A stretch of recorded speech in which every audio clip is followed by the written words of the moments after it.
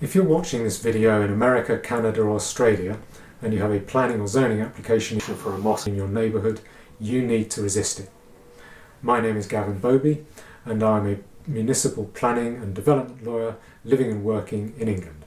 I'm the founder and chief counsel for the Law and Freedom Foundation, which I set up because I had client after client coming to me with very unpleasant stories about what was happening to their previously peaceful neighbourhoods shortly after a mosque had been completed. What was especially upsetting was the way that the authorities refused to do anything to help them. They were ignored, dismissed out of hand, or worse. I particularly remember one elderly working class couple who'd had the short end of the stick most of their lives and were now looking forward to retirement. I wasn't prepared simply to sit by and watch this happen.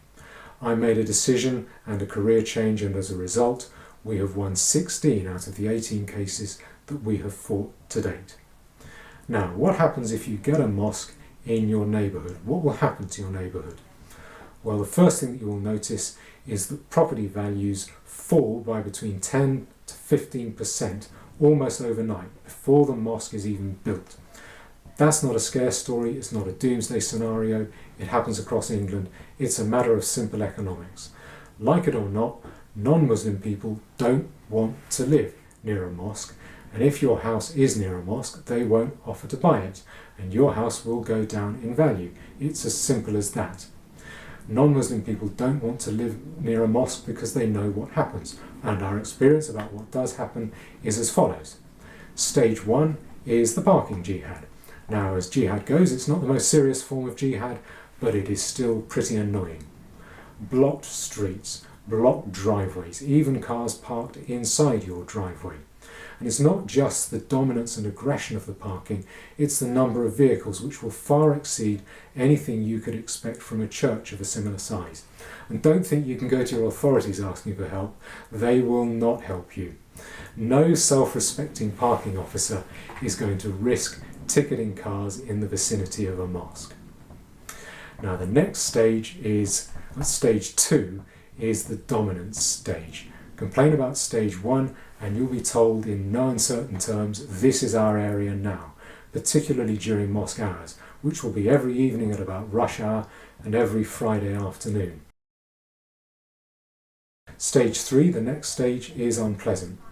What generally happens is two men knock on your door holding a bag containing some money, and they will ask you, do you want to sell your house?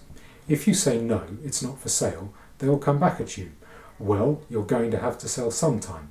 And if you then say, I wouldn't sell for the money you're offering, the money in your bag, which in our experience is between a quarter and 1/2 of what the property should be worth, you are then told, bluntly, no one else is going to buy this place from you. And the bad news is, they're right. There's nothing I can do to help you at this stage, the area's too far gone. Elderly, retired people bear the brunt of this stage, stage 3. Stage 4 happens in extreme cases. This is the stage of low-level criminality.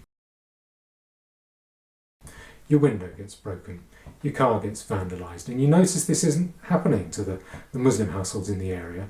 And when you go to your authorities about it, they dismiss it as common or garden crime which they can do nothing about.